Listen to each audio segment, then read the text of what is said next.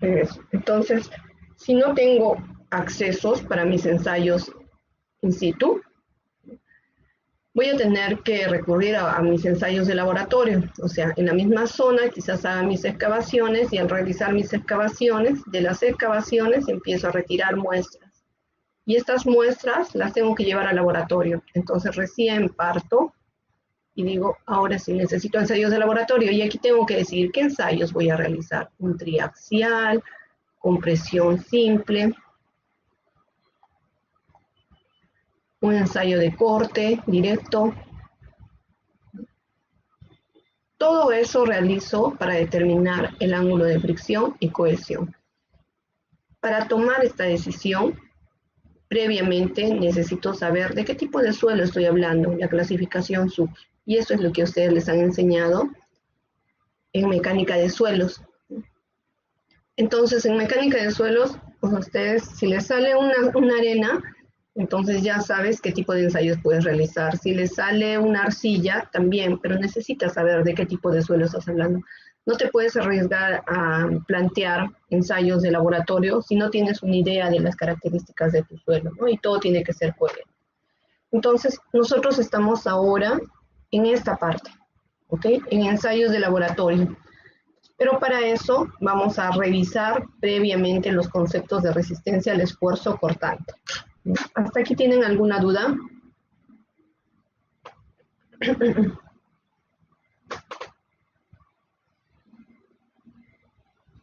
Bien.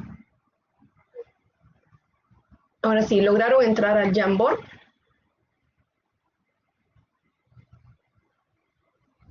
Sí, profesora. Genial. Entonces, muy rapidito coloquen sus respuestas.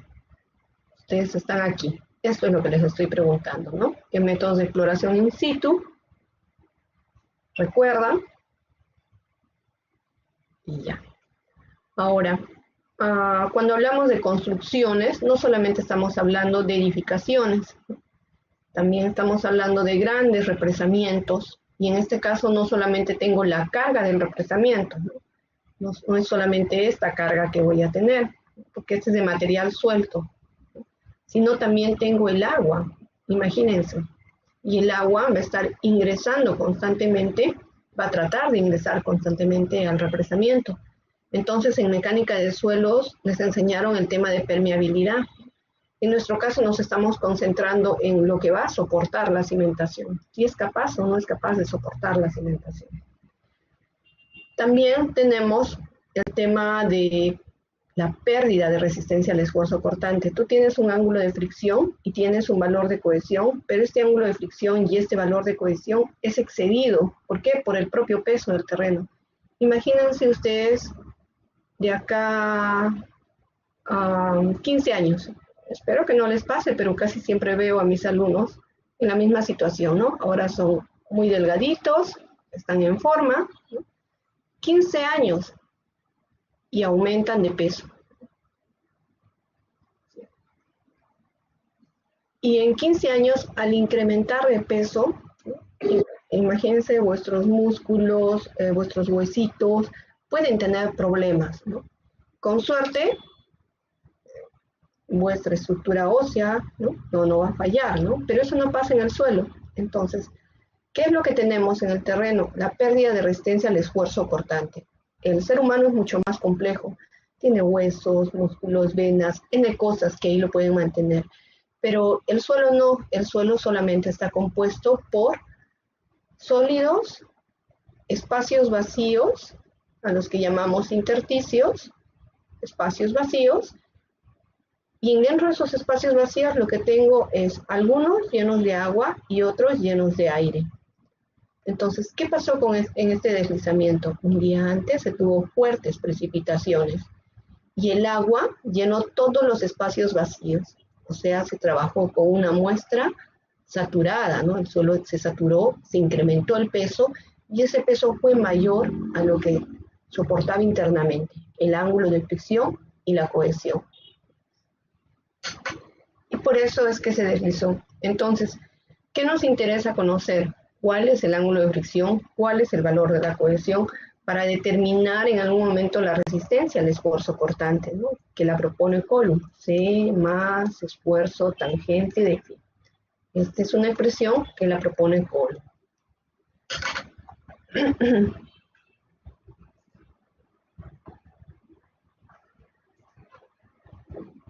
Ya, ahora vamos a ver este deslizamiento de patas. Creo que está sin voz, mejor, porque es muy fuerte también escuchar. Pero bueno.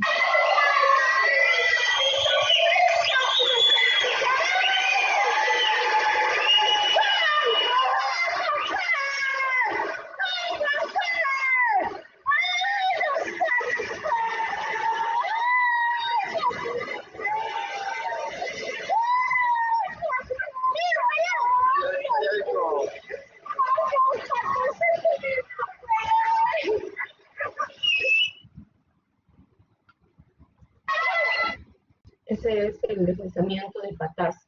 Imagínense todo lo que ocurrió en patas y una pérdida de la resistencia al esfuerzo cortante en los suelos, pero las consecuencias fueron muy fuertes. Ahora cada uno de ustedes va a tratar de buscar situaciones en las que se tiene la pérdida de resistencia al esfuerzo cortante. Ya, solo 4 de ustedes referidos a deslizamientos. O sea, si ya hay 4 Jamboard referidos a deslizamientos, bien. Otros puede ser el caso de presas, ¿no?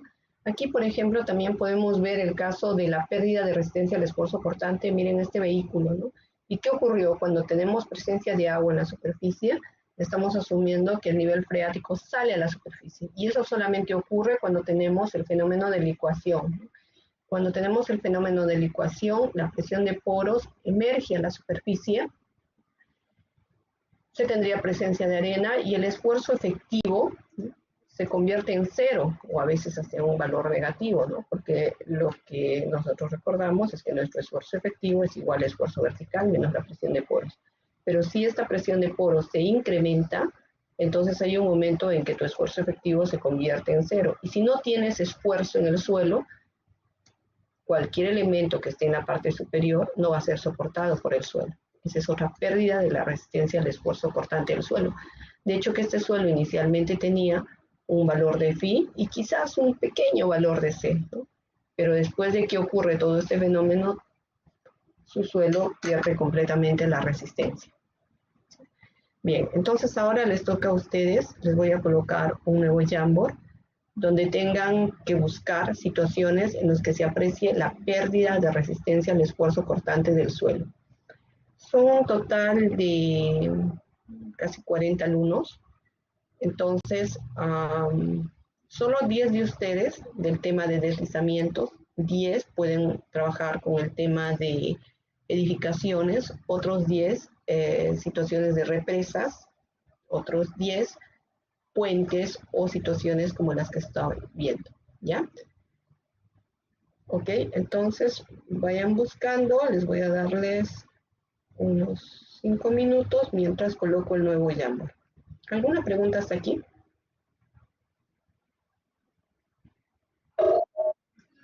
¿Sí? Disculpe, tiene que ser o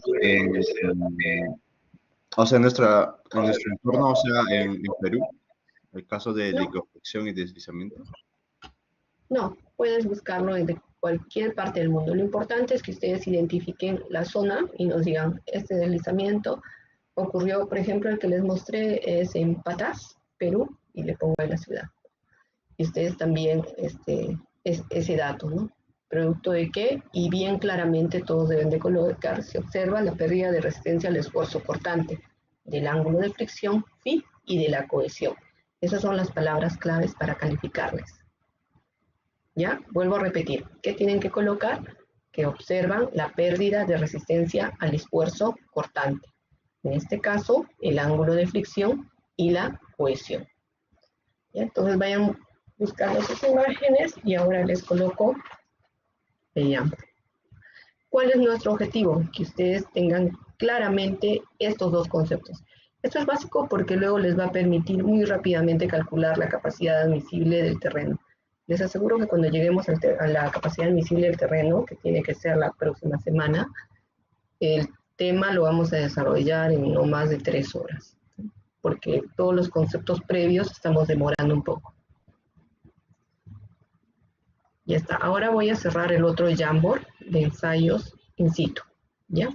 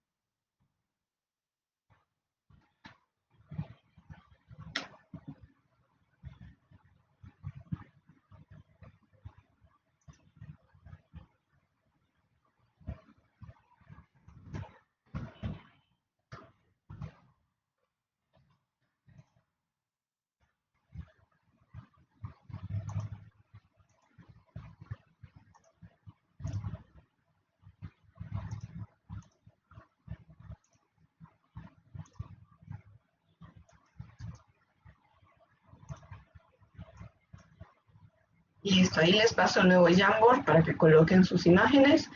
Si encontraron incluso un video interesante, ponen ahí el enlace de YouTube o de la página en la que esté el video.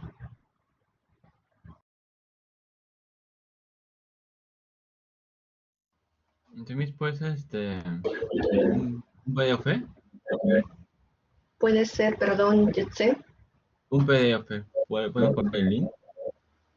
Sí, pueden colocar el link del PDF, pero recuerda que también tienes que colocar la imagen, ¿no? Ok, Miss. Imagen, colocas el link del PDF y dónde se ubicó o dónde se ubica, ¿no? Si es algo reciente, la situación encontrada.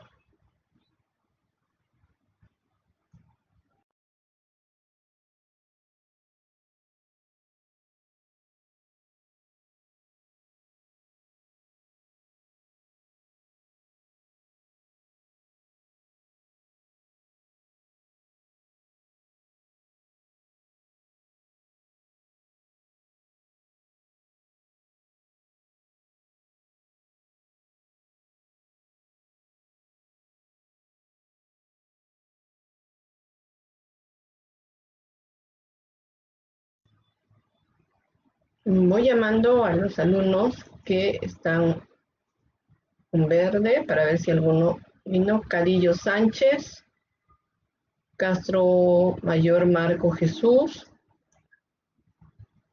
Tienen que tener sus cámaras prendidas. A los que les voy a llamar, si están presentes, deben de prender sus camaritas, ¿ya? Para que los verifiquen. Gámez Uchuri, Ramírez Guardia. Ramírez Guardia nunca asistió a mis clases. Reyes Álvarez, Rivera Soto, Presente, profesora.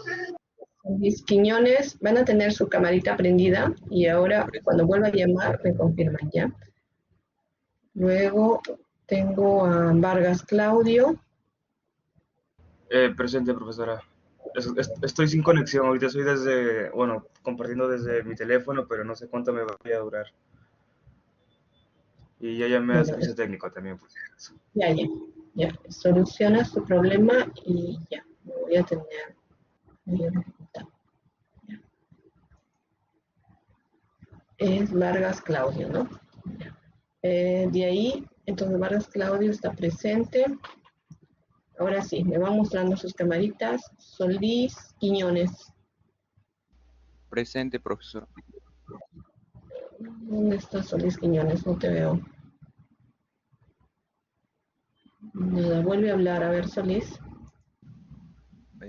Presente. Ok, profesor. ya te vi. Perfecto. que son varios, que tengo que ir pasando el... Luego, Rivera Soto. Presente, profesora. Rivera Soto nuevamente. Ok, Rivera Soto. Perfecto. Rivera Soto. Tardanza, ¿no? Llegué 7:10, solo que ya había cerrado ya su asistencia. Ya, la próxima, los que vuelva a llamar, les voy a poner tardanza. Ya, solo por esta, les voy a dejar. Reyes Álvarez.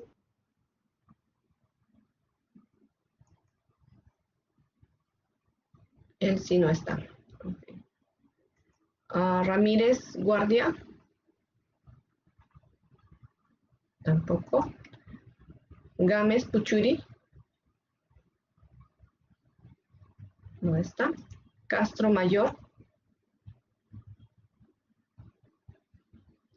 Cadillo Sánchez. Presente, profesor. A ver, Cadillo. Ok, ahora sí te veo. Gracias, Cadillo.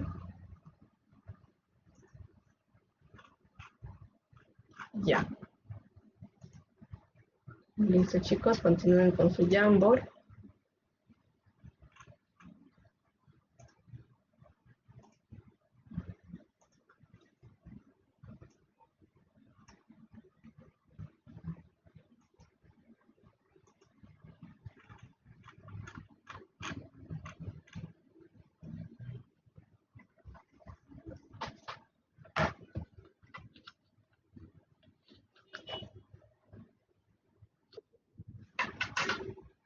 Sí. Profesora, disculpe, lo que pasa es que mis compañeros tenían serias dudas con respecto a las inasistencias, que cuántas eran las máximas inasistencias a las que podían ellos faltar durante las clases virtuales, y también con respecto a la PC1, si se iba a realizar en la sesión 1 o en la sesión 2. Ya. Con respecto a las asistencias, no tengo claro, hay que ceñirnos al reglamento, ¿ya? Sería bueno que revisen el reglamento. Igual yo la próxima sesión le voy a preguntar al coordinador cuántas inasistencias están Profesora, permitidas. en el sistema aparece como máximo 6 faltas en realidad. Justo acabo de entrar a inasistencias y me sale que como máximo son 6 faltas. Caramba, ok. Ok. Reyes. Ya, entonces ya vuestro compañero ya nos ayudó, son máximo 6 faltas. O sea, tengo el alumno que nunca asista, que ya tiene 4 faltas, 5 faltas, ¿no? Entonces, hay que tener cuidado con las faltas, porque puede ser que yo tenga la mejor intención de pasar las notas, pero el sistema no me va a permitir, ¿ya? Entonces, revisen ustedes también constantemente si en algún momento tienen más faltas, ¿no? Porque también lo otro que pasa, por eso es que tengo la asistencia yo en esta hoja, para luego al final regularizar, es de que al inicio yo les estaba llamando directamente desde el sistema, pero era tan rápido, a veces se cerraba por la cantidad de alumnos que tenemos, ¿ya? Entonces, si tienen alguna dificultad, no duden en avisarle a la delegada, y la delegada igual me va a hacer llegar el nombre de la persona que de repente asistió y por X motivos ahí aparece como falta, y que debería de estar registrado acá en esta hoja de Excel que todos sí tienen acceso, ¿no? A ver.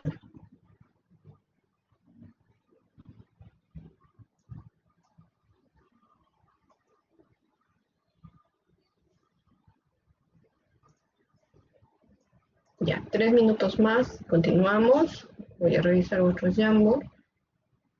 Y mientras coloca la asistencia en el Sócrates.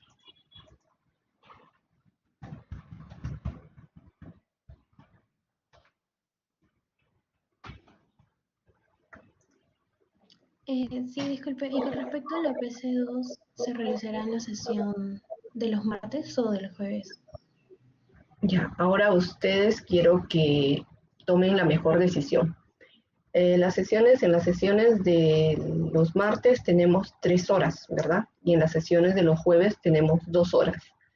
La ventaja es que en la sesión del martes habría un poco más de tiempo para el tema de controlar las entregas o no empezar exactamente a las 7 de la mañana, si no podemos empezar 7:30, ¿no? Por si alguno tiene algún motivo con sus cámaras, porque ahí sí tienen que tener las cámaras prendidas. Entonces tendríamos un poco más de flexibilidad con el tiempo, ¿no? La desventaja es que pues es más antes que la del jueves, ¿no? La otra es el día jueves, pero ahí sí solamente tenemos las 2 horas, empezamos exacto 7 de la mañana y debemos de terminar 9 de la mañana. Entonces la prueba normalmente está para 1 hora y media y se les da cuarto de hora para que entreguen el examen, ¿ya? Tomen la mejor decisión y la delegada me lo va a hacer conocer.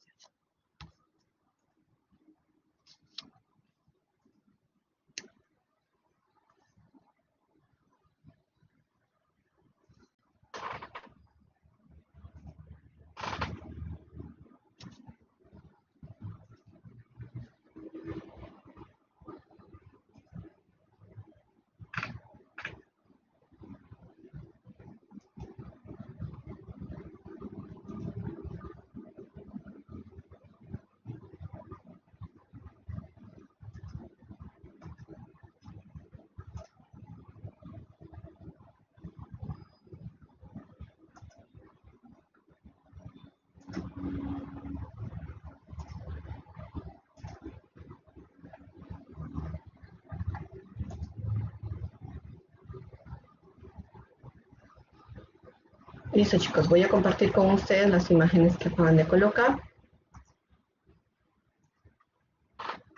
Y continuamos.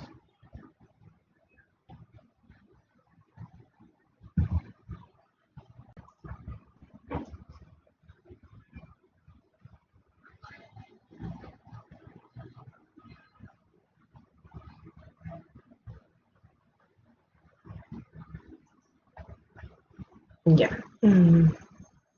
Ok, tenemos a Cadu, que habla del caso de la pérdida de profesora. esfuerzo. Coméntanos, a ver, un poquito de lo que has dejado. Claro, ajá, sí, básicamente lo que iba a colocar es el caso de la pérdida de esfuerzo cortante, cual compromete el ángulo de fricción y el ángulo de cohesión, ¿no? Y referente a ese video, Solo fricción al es ángulo de ángulo de cohesión. fricción, no es ángulo, sino es una adhesión. Okay. Ah, ya, ok, solamente de cohesión. Ya, profesora. Eso iba a colocar y referente al video, bueno, ahí podemos ver, ¿no? Ahí también puse el enlace de YouTube y aparece, ¿no? Cómo se dice, la tierra, los detritos, ¿no? Que conlleva ello y pasa por toda la ciudad, ¿no? Por todo el pavimento. Ok, genial. Voy a pasar ahora muy rápidamente a las otras imágenes. Acá tenemos también otras del Solans, de Medalit. Medalit, te faltan los términos técnicos claves, ¿no? Esto porque ha sido ocasionado, ¿no? Okay, por ejemplo, podría decir el incremento del peso, porque entiendo que de repente aquí ocurrió el deslizamiento porque se incrementó la masa del suelo producto de alguna precipitación, ocasionó la pérdida de resistencia al esfuerzo cortante y consecuencia del deslizamiento. Sí, pues no lo voy a colocar, me estaba olvidando de eso. Está bien. Okay. Igual para todos. Creo que necesitan unos minutitos más para que pongan sus comentarios.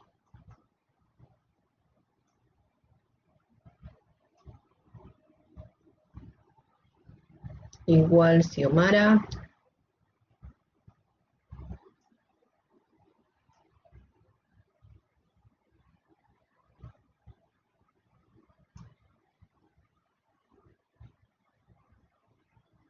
Lucía también. Es muy impresionante tu fotografía, pero coméntanos un poco qué es lo que pasó. Y acá todavía se presenta otro problema más, ¿no? Que se está observando, que también es la pérdida de la compactación del terreno en toda esa vía, ¿no?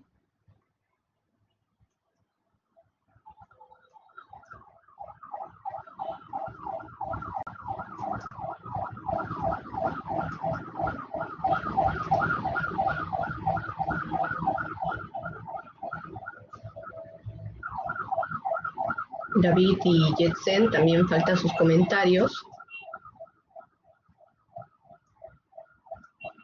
¿Qué me interesa? Que utilicen los términos técnicos que estamos hablando, ¿no? Pérdida de resistencia al esfuerzo cortante, de la fricción y de la cohesión.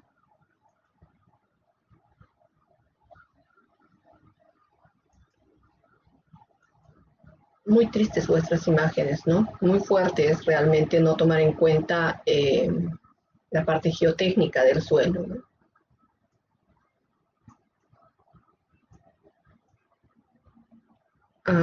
Y si ustedes se dan cuenta, realmente son imágenes desgarradoras, ¿no? Porque debajo de todas esas tragedias tenemos a seres humanos, tenemos pérdida de muchas personas.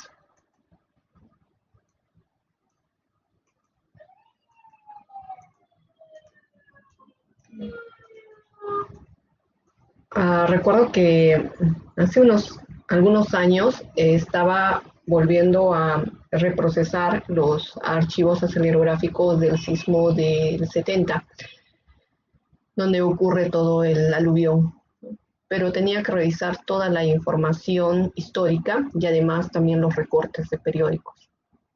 Entonces, al leer toda la información y al ver la cantidad de personas que habían fallecido, ¿no? Fue una cosa bastante agobiante. Estuve deprimida, creo, bastantes días, o sea, pensando en que realmente a veces, si bien la naturaleza es dura, poco hacen los gobiernos locales, los gobiernos regionales para alertar a las poblaciones, ¿no? Porque en el caso, por ejemplo, del sismo de Yungay y del deslizamiento y del aluvión que se tuvo en el Huascarán, o sea, mucho antes los periódicos indicaban que ya los investigadores habían alertado que iba a ocurrir una gran desgracia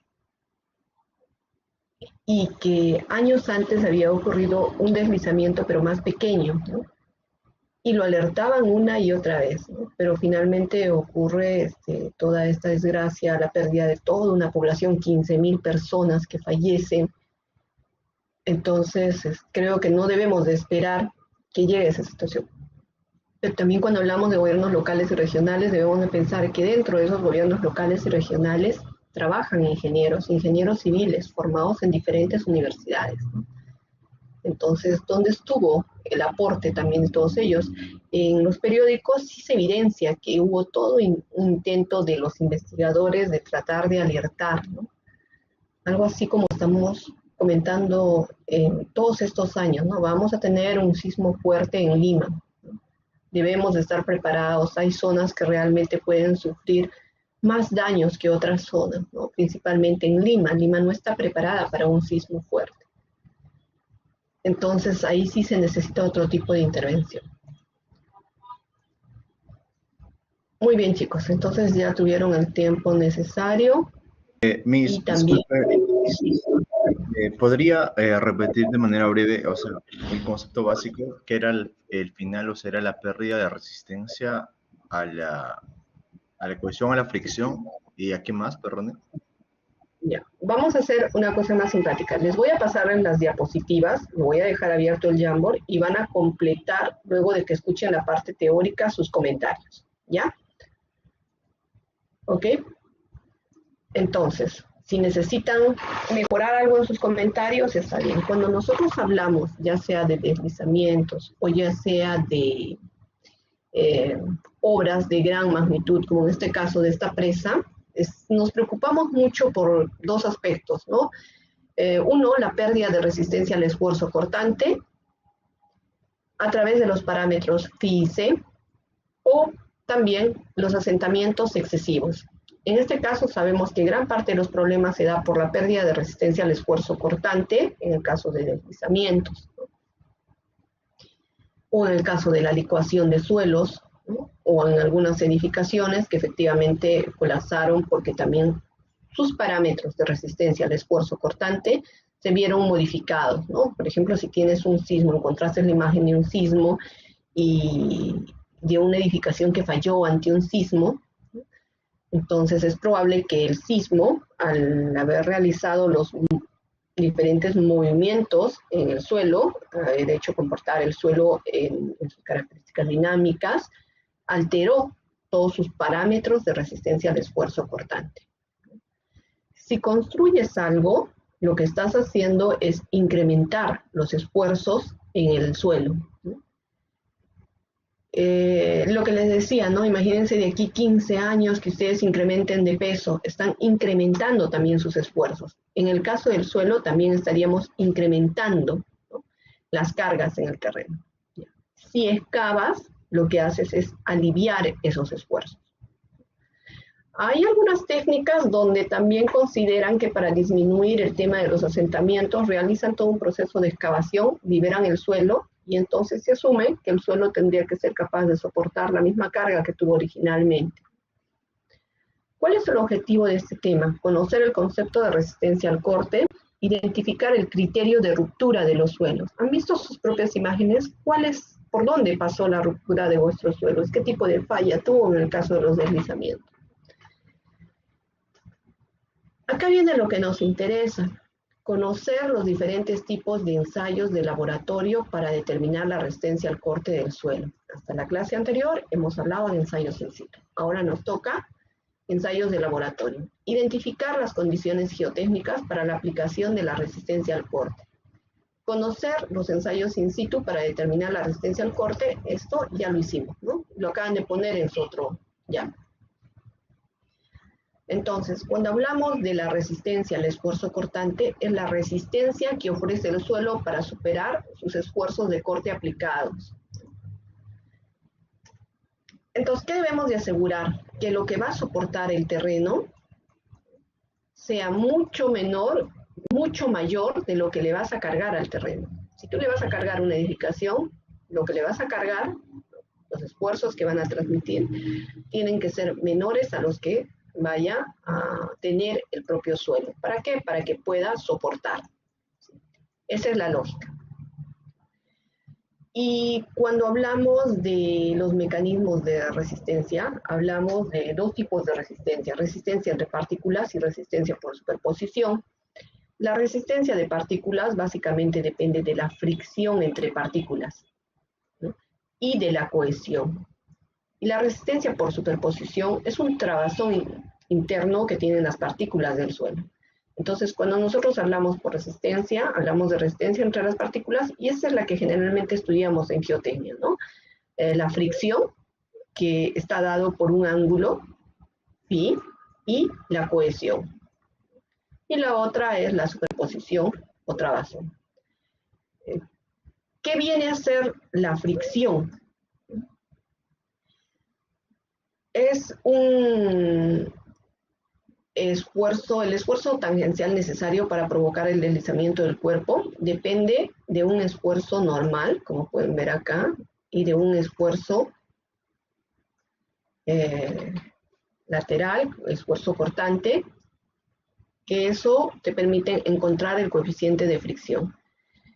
¿Qué quiere decir? Imagínense que ustedes están parados en una esquina, ¿no?, y de pronto viene un niño pequeñito y les empuja. La fricción que tienen de sus zapatos con el suelo va a impedir que de repente ustedes puedan tener algún deslizamiento, ¿ok? ¿Por qué? Porque de repente la fuerza que está aplicando el niño pequeñito es bastante corta, bastante chiquita, y no les va a generar mayor movimiento. Puede ocurrir lo mismo, pero de repente esta vez viene una persona muy grande, más grande que ustedes, con mayor peso que ustedes, y les empuja. La fricción que tienen entre sus zapatos y el suelo va a ser mucho menor y probablemente sí se desliza, ¿no? Entonces, la idea es encontrar justo cuál es esa fricción que tienes, ¿no? Y en el caso del suelo, cuál es la fricción que tiene entre partícula y partícula el suelo. Si la fuerza que vamos a tener excede a esa fricción, entonces vas a tener los problemas que están viendo ustedes en la naturaleza del terreno. Esa fricción no lo podemos expresar solo en términos de fuerza, sino generalmente se expresa en términos de un ángulo de fricción. ¿Ok? Ahora, Coulomb nos dice que la resistencia a fricción de un suelo es igual al esfuerzo tangente de phi para suelos puramente friccionantes, pero también incluye el valor de C. Y aquí viene el otro término, la cohesión. La cohesión no se mide como el ángulo de fricción en términos de un ángulo, sino es una adhesión que hay, es un comportamiento físico-químico que tienen las arcillas entre sí, ¿no? Una propiedad por la cual se mantienen juntas. Entonces, esa nos genera otro esfuerzo, ¿no? Que viene a ser C. Entonces, la resistencia al esfuerzo cortante en las arcillas es el valor de la cohesión. Entonces, si se pierde la cohesión y la fricción es cuando se tienen los problemas. Lo otro que se está hablando es de la resistencia por superposición, ¿no? Ese trabazón que existe entre las partículas. Cuando tú tienes un suelo suelto, no tenemos de repente mucha resistencia por superposición. Y te das cuenta porque, por decir, te vas a la playa, pisas una arena suelta y esta arena suelta lo que va a hacer es se va a hundir, ¿no? ¿Ok? Listo. Pero si tú tienes un suelo denso, con pocos espacios vacíos, cuando tú le pongas una carga o camines sobre la arena densa, en un primer momento se va a hundir un poco, pero luego vas a tener un incremento del volumen. Y seguro que muchos de ustedes han caminado por la arena descalzos, ¿no? Y en algunos sitios sí han encontrado arenas muy sueltas y en otros hasta quedaron marcadas sus huellas, ¿no? Porque probablemente encontraron tramos con arenas densas. Entonces, un suelo denso tiene diferente comportamiento. Y esto también hay que tener cuidado porque a veces en los exámenes no les ponen las características del suelo suelto, sino del suelo denso. Y de pronto les sale unos valores que uno dice, oye, pero qué raro, ¿no? Y de repente si revisas tu enunciado, te están diciendo, se trata de un suelo denso. Ah, su comportamiento es diferente del suelo denso, ¿no? Porque en un suelo suelto, normalmente lo que vas a tener es una compresión, una disminución de los espacios vacíos. Ya. Cuando hablamos del círculo de Moore, les voy a pasarles dos videos que quiero que los vean y también los van a comentar. El círculo de Moore a ustedes les han enseñado en resistencia de materiales. Pero les voy a pasar el video para que nuevamente recuerden qué es lo que nos dice Moore, ¿no? Que los esfuerzos en cualquier plano, ¿no? Si yo le doy un esfuerzo normal y un esfuerzo cortante, por ejemplo, yo le aplico aquí un sigma 1 y un sigma 3, ¿no? Primero voy a tener una superficie de falla. Esta es mi superficie de falla, ¿sí? Pero me interesa saber en esta superficie de falla cuál es su esfuerzo normal y cuál es su esfuerzo cortante. Entonces, ¿qué es lo que nos plantea Moore? Nos dice, mira, yo he encontrado ecuaciones en las que relaciono el sigma 1, el sigma 3 con tu esfuerzo normal y con tu esfuerzo cortante, porque a nosotros nos interesa ese valor.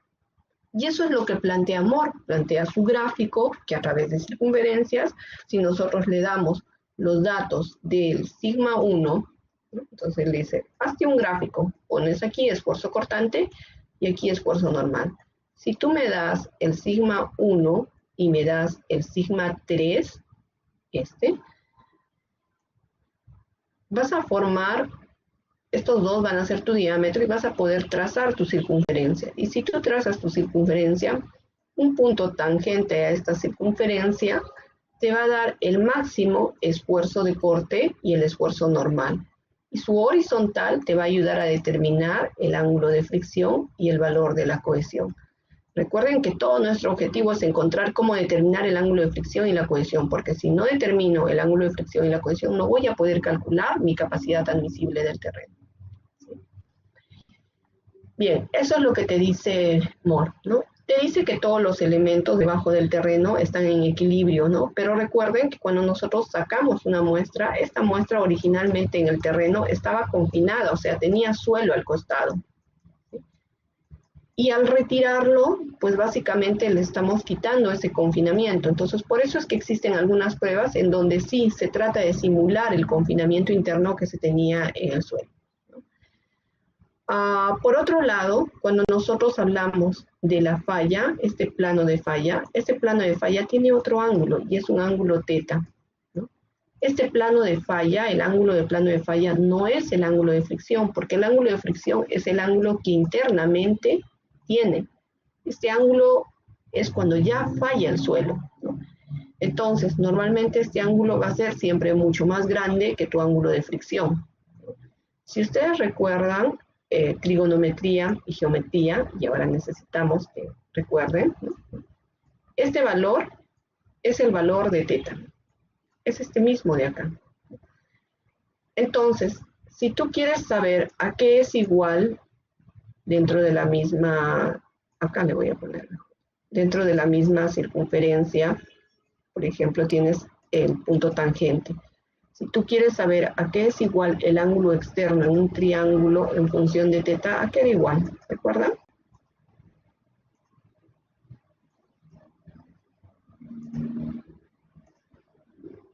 Este ángulo. Si este de dentro es teta, este de fuera era igual a 2 teta, ¿verdad?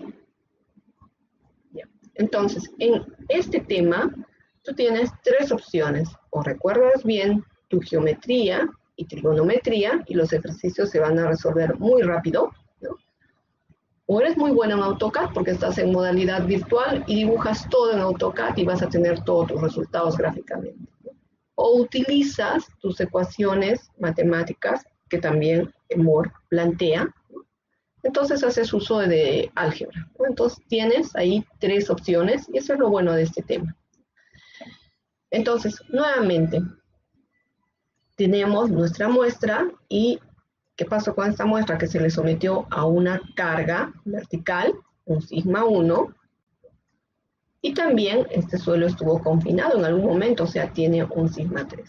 Nos interesa determinar el valor de la resistencia al esfuerzo cortante y normal, este y este, en ese plano de falla. De ahí que viene este gráfico, ¿no? Este gráfico es lo que representa lo que sucede realmente en el terreno, ¿ok? Entonces, ¿qué te dice Moore? Bien,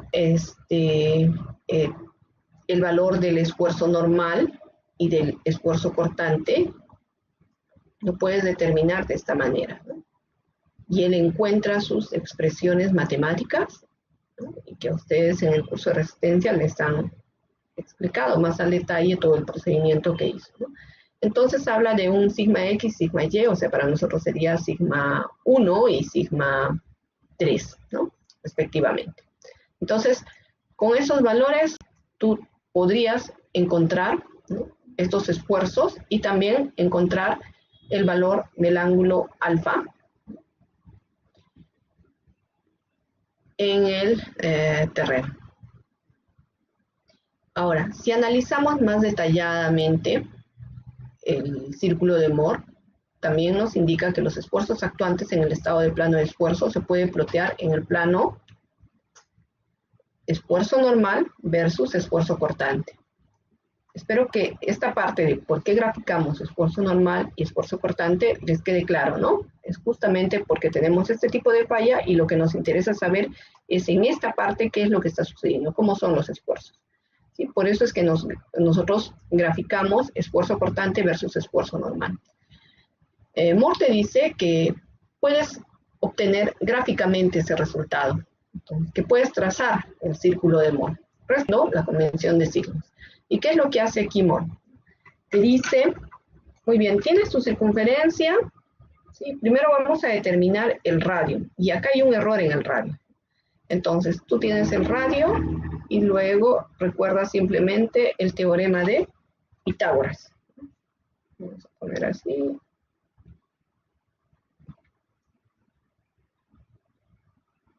Ya. Entonces, ¿qué te dice el teorema de Pitágoras, ¿no? Te dice que este radio va a ser igual a la raíz cuadrada de este tramo elevado al cuadrado más este tramo elevado al cuadrado. De este tramo no hay problema, es resistencia al esfuerzo cortante elevado al cuadrado. De este otro, entonces necesitamos saber cuánto vale de aquí hasta aquí primero. Y nosotros sabemos que eso es sigma Y menos sigma X. Pero como justo está a la mitad, sabemos que solamente esta partecita va a ser sigma Y menos sigma X sobre 2. Aquí está el error. Este debería de ser sigma y menos sigma x sobre 2 elevado al cuadrado. Y ya tengo el radio, ¿no? Ahora te dice, ¿quieres saber a qué es igual el sigma 1?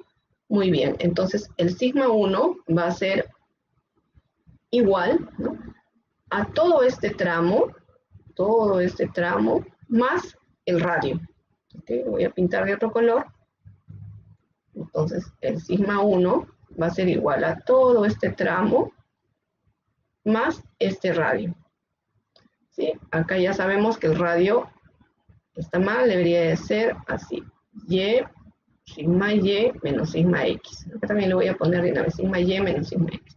Este es el radio, ¿no? Me falta todo este tramo. Entonces, todo este tramo, ¿a qué va a ser igual? Sería igual, hasta aquí tengo este segmento, ¿verdad?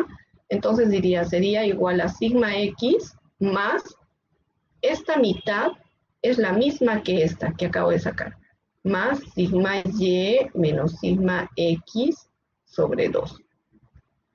Ya está. Entonces desarrollo mi fracción y en mi fracción tendría 2 sigma x más sigma y menos sigma x sobre 2 y sería igual a sigma x más sigma y sobre 2. Y de ahí sale esta ecuación. ¿Ya? Entonces, con el mismo procedimiento, calcula el sigma 3. Entonces, te está dándote la opción de que encuentres los valores de sigma 1 y de sigma 3, ¿no?, también para puntos internos. Eso es lo que te dice Moore, ¿no? Pero adicionalmente, complementariamente al análisis de esfuerzos en 2D del círculo de Moore, hablamos también del método del polo. En el método del polo, en este método te dice, bueno, recuerda que no todos los casos que tienes van a estar de manera horizontal y tus muestras las vas a sacar siempre de manera horizontal.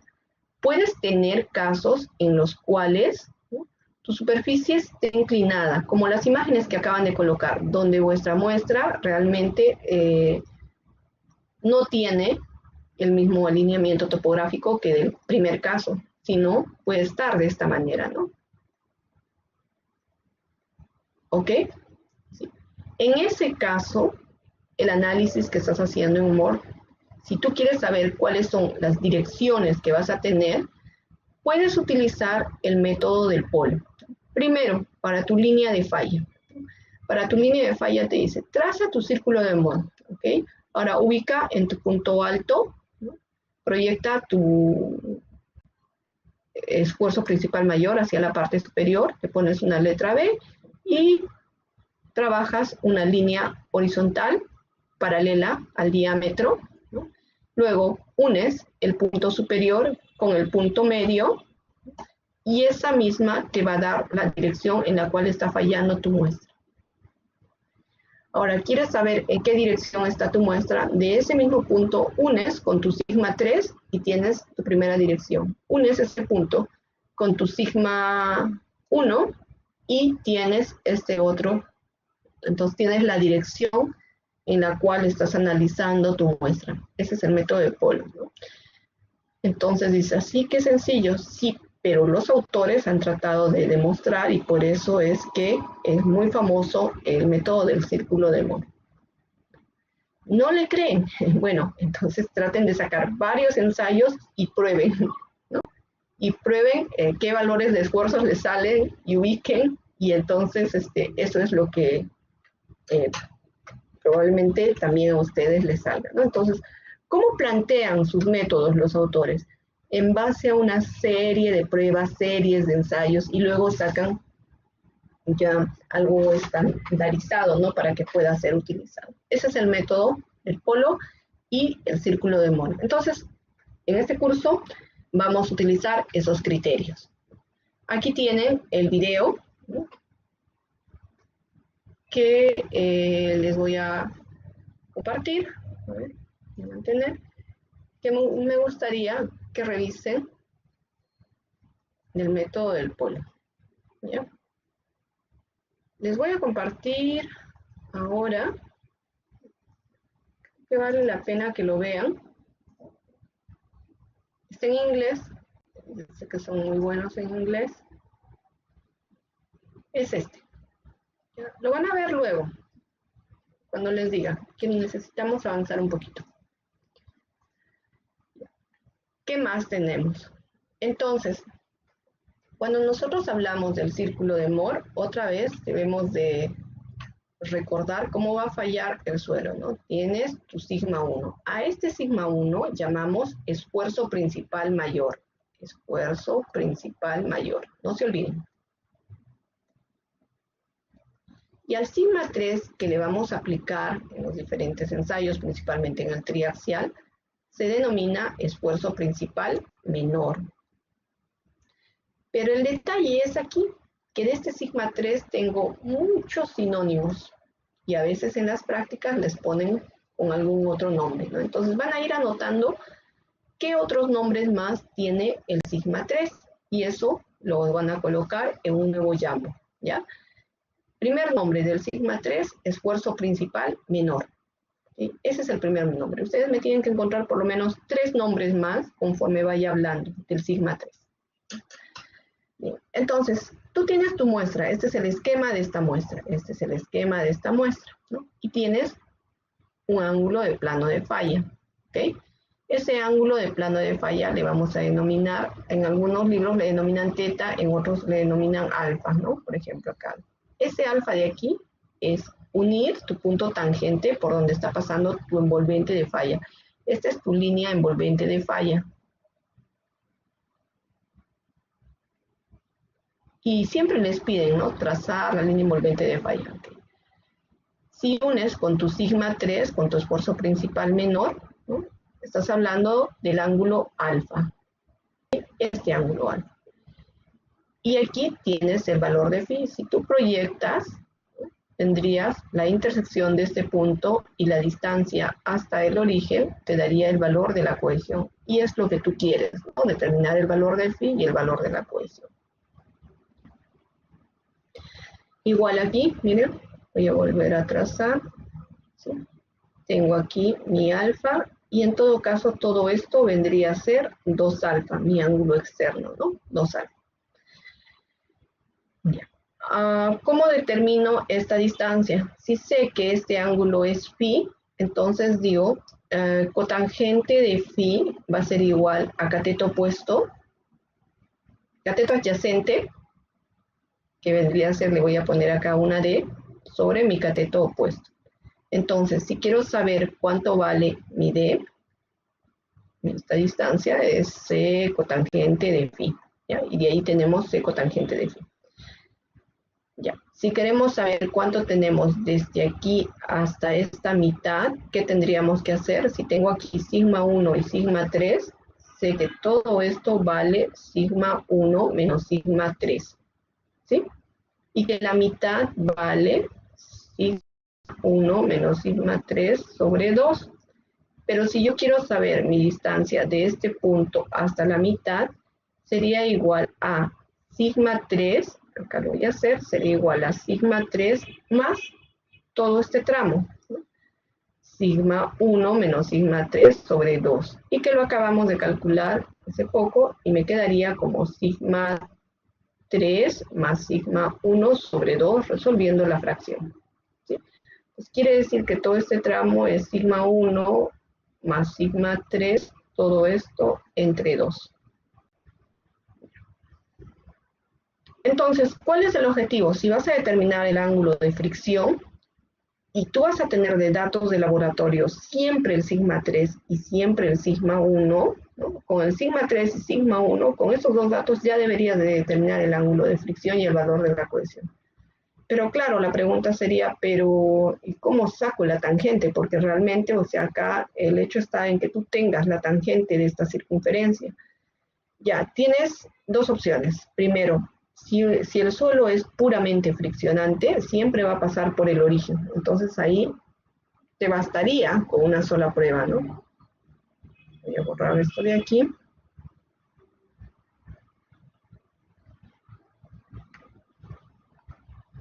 Si el suelo es puramente friccionante, va a pasar por el origen. No sé por qué se puso una línea horizontal.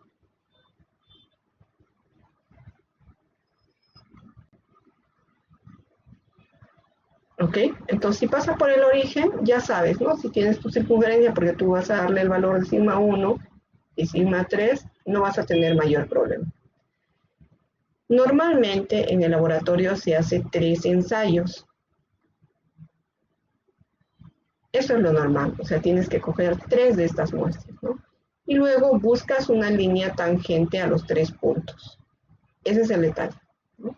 Y con eso sí puedes determinar el ángulo de fricción y de la cohesión. Moore en 1900 presenta la teoría para la ruptura de los materiales, donde él afirma que considera que los materiales se rompen por la combinación que hay entre el esfuerzo normal y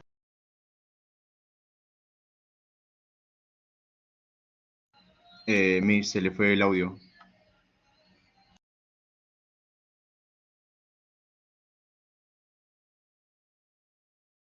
Entonces, nosotros utilizamos ambos criterios, el criterio Moore y el criterio Coulomb. Con Moore, tú tienes 2 ecuaciones, ¿sí? Miss, no sé si solamente me pasa a mí, pero se perdió su conexión por 10 segundos aprox y no le escuché la última parte. Sí, se reinició la sesión. Ok, les vuelvo a repetir.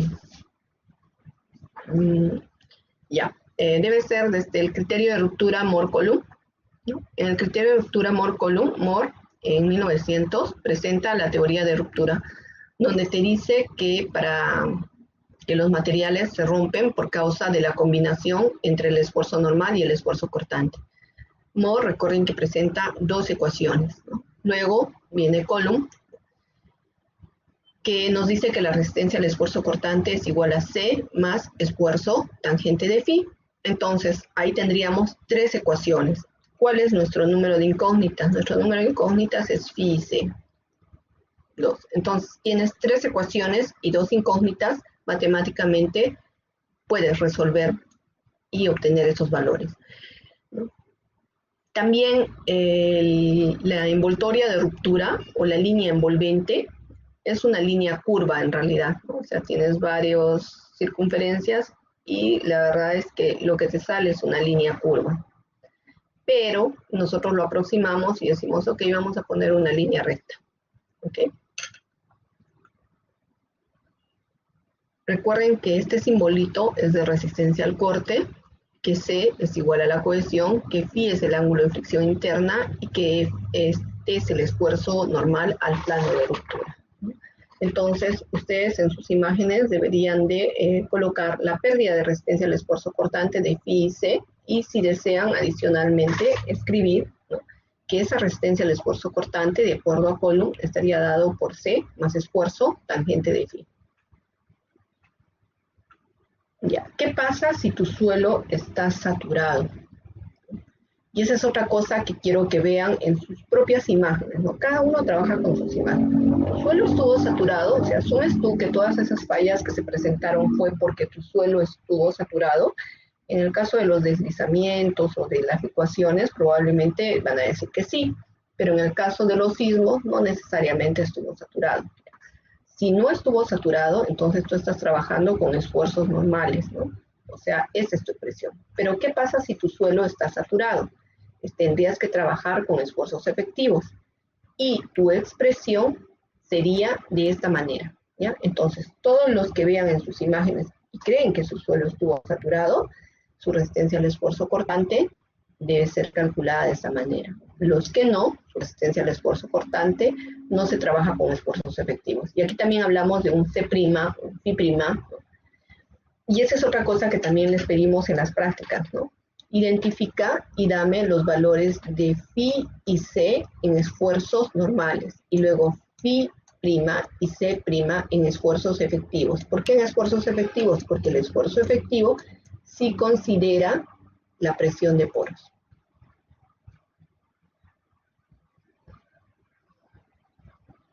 Ok, luego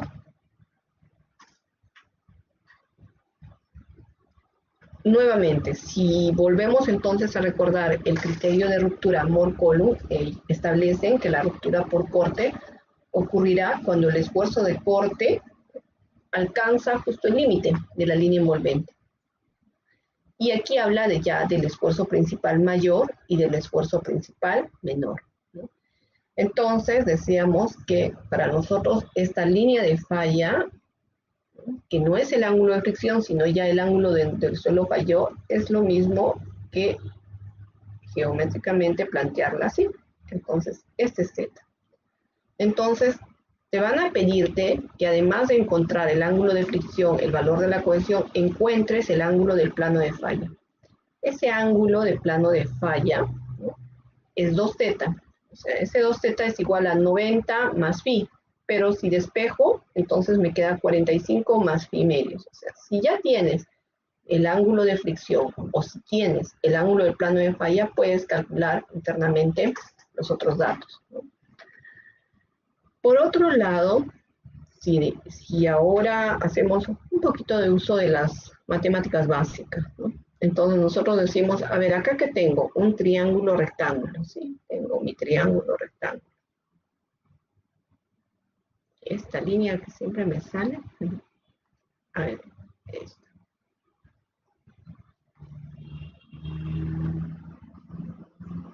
Ya, tengo mi triángulo rectángulo. Y además puedo trabajar en términos de segmentos, ¿no? Entonces digo, el segmento FA, ¿a qué va a ser igual? Al segmento FO, ¿no?, más el segmento OA, ¿sí? Y todo eso para mí es mi hipotenusa, ¿ok? Porque ese es mi triángulo rectángulo. Mi segmento FO demostramos que era igual a C cotangente de phi. C cotangente de phi. C cotangente de phi. ¿Ok? Ese es mi segmento.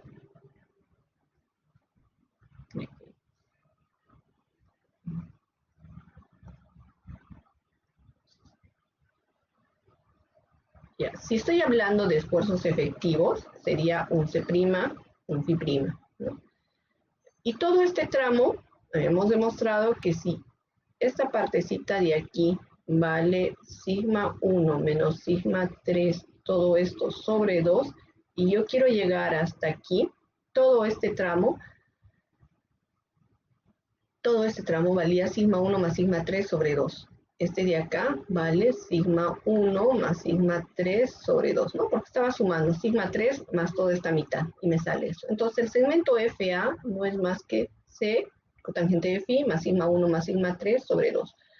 Por otro lado, si yo quiero determinar a qué es igual el radio es igual a sigma 1 menos sigma 3 sobre 2. Esta parte de acá también va a ser igual sigma 1 menos sigma 3 sobre 2. Y este es lo mismo, ¿no? Entonces, ese radio es sigma 1 menos sigma 3 sobre 2. Ahora, digo, seno de phi. Seno de phi es mi cateto opuesto, que sería sigma 1 menos sigma 3 sobre 2, sobre mi hipotenusa. Y mi hipotenusa es todo este valor. Y ya. Establecí entonces mi expresión trigonométrica, ¿no?, matemática. ¿Qué es esta? Estamos hasta aquí. Estoy volviendo a repetir la expresión. ¿Ok? Bien. Entonces, si yo utilizo algunos artificios trigonométricos y geométricos y desarrollo un poco más la ecuación, me va a quedar mi expresión de esta manera. Luego debo de recordar que 1 más seno de phi sobre 1 menos seno de phi es lo mismo que tangente al cuadrado de 45 más phi medios.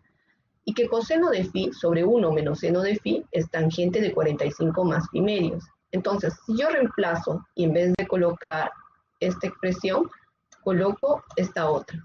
En vez de colocar esta expresión, coloco su equivalencia, esta otra, ¿no? Me queda mi expresión de esta manera. Esta ecuación les va a ser muy útil si quieren calcular el ángulo de fricción y el valor de la cohesión algebraicamente con estas expresiones, ¿no? Este es para esfuerzos efectivos y para esfuerzos totales simplemente le quitaríamos el apóstrofe de acá, ¿no? Me quedaría sigma 1 y sigma 3. ¿Qué vas a tener de laboratorio? Siempre vas a tener estos datos, sigma 1 y sigma 3, ¿sí? Pero, ¿cuántas muestras vas a ensayar? Vas a ensayar 3 muestras. Entonces, si vas a tener 3 muestras, puedes tener 3 ecuaciones, pero todas las muestras son del mismo tipo de suelo, o sea, en todas te tendría que salir el mismo ángulo de fricción y el mismo valor de la cohesión. Entonces, tienes 3 ecuaciones y 2 incógnitas. La solución es rápida, ¿no? Y clara. Otro aspecto que también se debe considerar este tema es que normalmente en los laboratorios, cuando te hacen el ensayo triaxial, te dan en términos del diagrama PQ. ¿Y qué es el diagrama PQ? Por un lado, nosotros estamos hablando de que el envolvente de falla, ¿no?, corresponde a los puntos donde va a estar tangente a nuestra circunferencia, ¿no?, la línea de falla. Pero en el diagrama PQ te dicen, ya, ahora lo que necesitamos es el punto de máxima curvatura, que es el medio. Entonces, si tú tienes, por ejemplo, tus 3 muestras que has ensayado, y entonces, primero tu línea tangente para determinar tu ángulo de fricción, ¿no?, y tu cohesión. Ya, pero adicionalmente a eso te dicen, ahora busca el punto medio de cada circunferencia. Punto medio. Punto medio y punto medio, que no necesariamente va a coincidir con su línea tangente. En ese punto medio quiero que me ubiques las coordenadas PQ, que vienen a ser las coordenadas XY. Entonces, tienes que medir X hasta el punto medio, era, que para nosotros es P, sigma 1 más sigma 3 entre 2. Y este venía a ser el radio, que era este menos este entre 2. Sigma 1 menos sigma 3 entre 2. Entonces, esas son tus coordenadas PQ. ¿Para qué te ayudan? Son una serie de puntos que van a representar el estado de esfuerzos, ya sea de esfuerzos efectivos o de esfuerzos totales. Si quieres trabajar en términos de esfuerzos efectivos, tienes que restarle a cada uno de los valores la presión de poros. Y si hacemos ese ejercicio en Q, nos vamos a dar cuenta que el valor de U se simplifica y al final me queda que el Q es igual a mi Q'. Pero no me pasa lo mismo con P. En P sí tengo que hacer el cálculo, ¿ya? Entonces, ese es el diagrama PQ. ¿Para qué me sirve? Me sirve para tener la trayectoria de esfuerzos, pero también me sirve para algo muy importante. Si yo tengo el diagrama PQ, voy a tener un ángulo alfa. Y si tengo ese ángulo alfa, geométricamente ese ángulo alfa está relacionado con mi ángulo phi. O sea, si tengo alfa, porque de repente es más fácil ubicar los puntos de máxima curvatura, ¿no?, obtengo mi valor de alfa y su equivalencia es igual, tangente de alfa es igual a seno de phi. Acá hay otra demostración, ¿no? Te dicen, ¿sabes que el radio es sigma 1 menos sigma 3 sobre 2? ¿Ok? Este es el radio, ¿no? Entonces, ambos radios deberían de ser iguales. Pero también sabes que este radio de aquí, este de aquí, corresponde a este triángulo rectángulo. ¿Sí?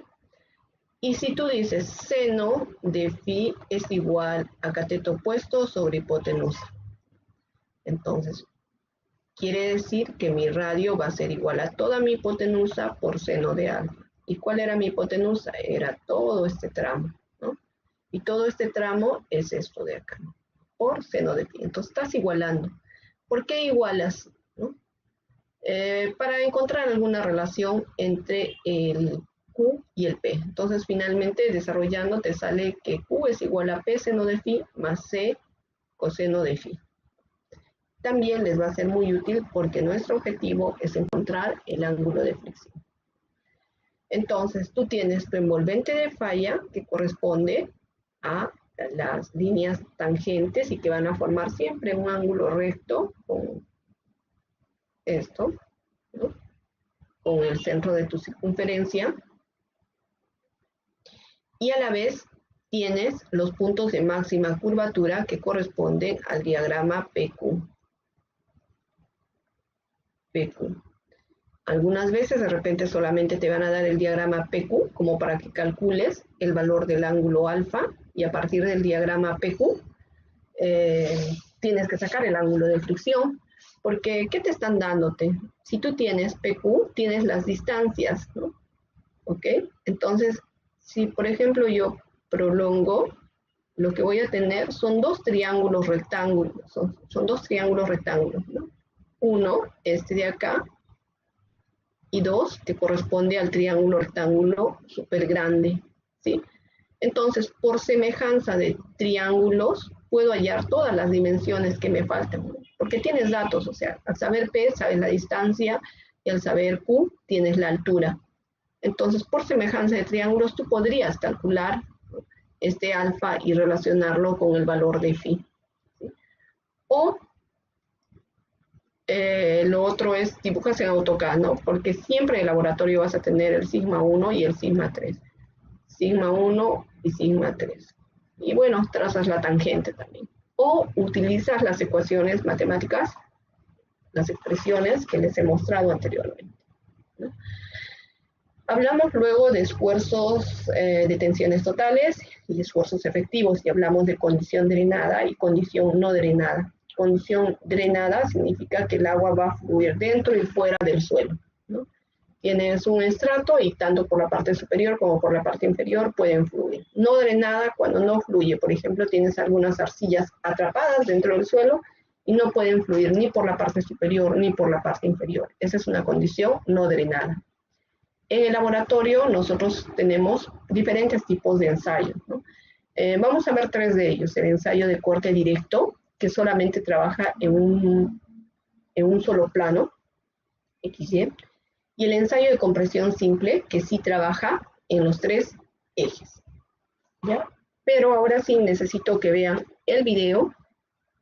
¿Okay? ¿Hasta aquí tienen alguna pregunta? Ya mencionó los tres puntos de sigma 3, aún o aún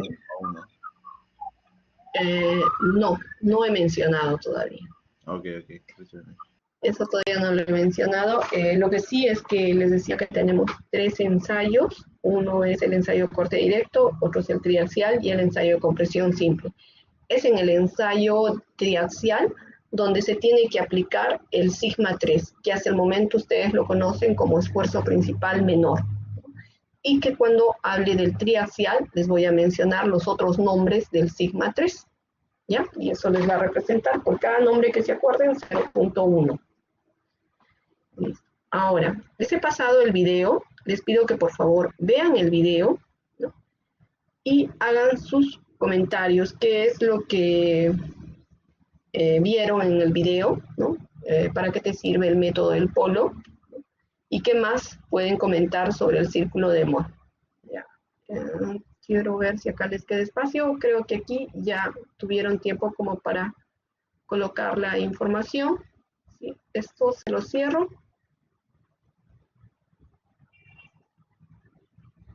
Y les comparto un nuevo Jamboard. Recuerden que en todos los casos les pongo como lectores. Eso significa que ustedes siempre pueden revisar la información que han colocado. Que es información valiosa porque están colocando bastante material para ustedes, ¿no?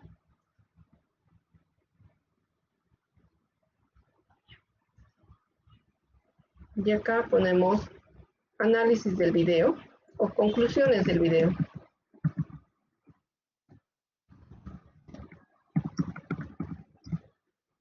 Y término esfuerzo principal menor. En ese mismo Jamboard. Esto les vale 0.3 el video y los términos también 0.3. Por cada término 0.1.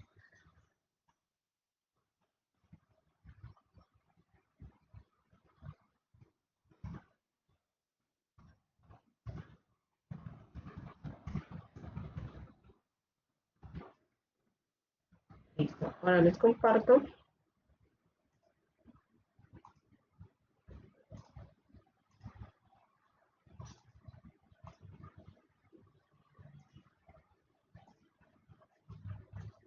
Ese es el nuevo Jamboard. ¿Alguna consulta hasta aquí? ¿Está todo claro?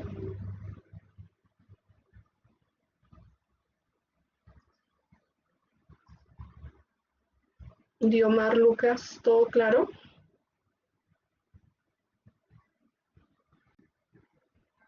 No está en clase. Benaví. Profesora, nos volvió a compartir el mismo Jamboard de la vez pasada. Sí. Ah, caramba, perdón. A ver, un minuto. Copiar enlace.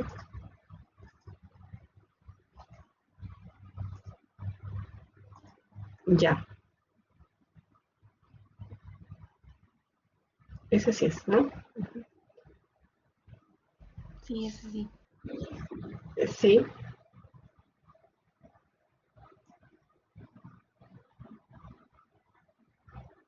Estábamos en Diomar Lucas Benavides. ¿Está en clase?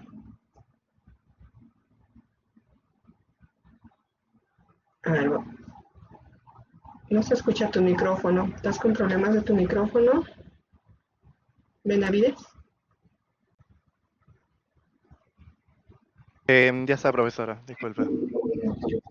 ¿Está todo claro, Diomar Lucas? ¿Tienes alguna Sí, duda del profesora. tema que...? Ok, listo, chicos. Entonces, les doy sus... Bien, el video es largo. Me parece que tienen algo así como...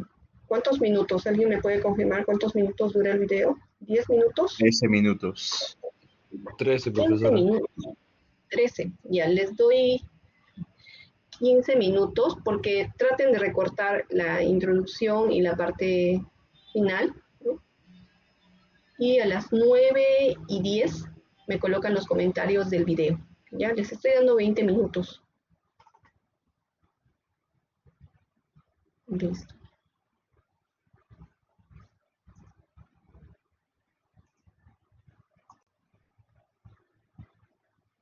¿Cuánto tiempo dijo, profesora? 20 minutos les estoy dando. El video dura 13 minutos. Y unos 5 minutos para que puedan colocar sus conclusiones y colgarlo en el Jamboard.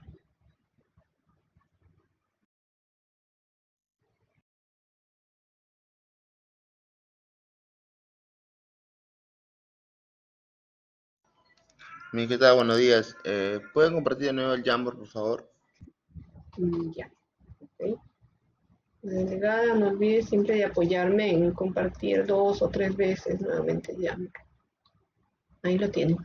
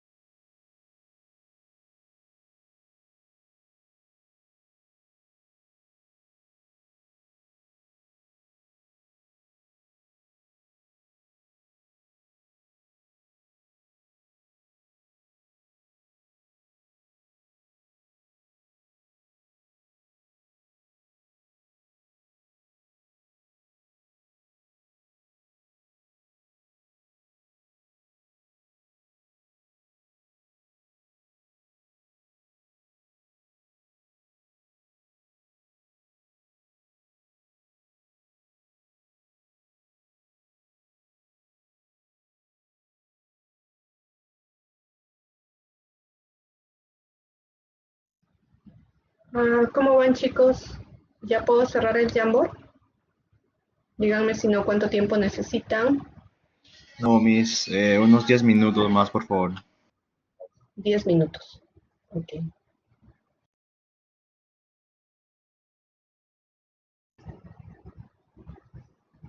9:18 se va a cerrar exactamente el Jamboard, ¿ya? Miren su tiempo.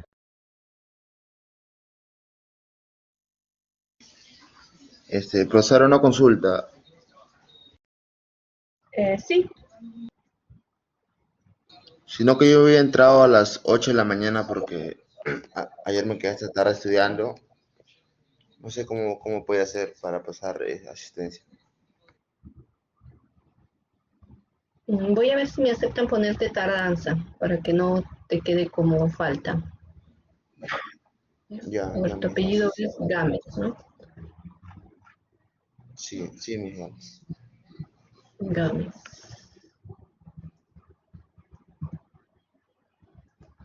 Profesor, una consulta. ¿Sí? O sea, ponemos las conclusiones y también los otros nombres del Sigma 3. Caramba. No, todavía no van a poder poner los otros nombres, a menos que ya los hayan encontrado, genial, ¿no? Van a tener que esperar que avance esa parte.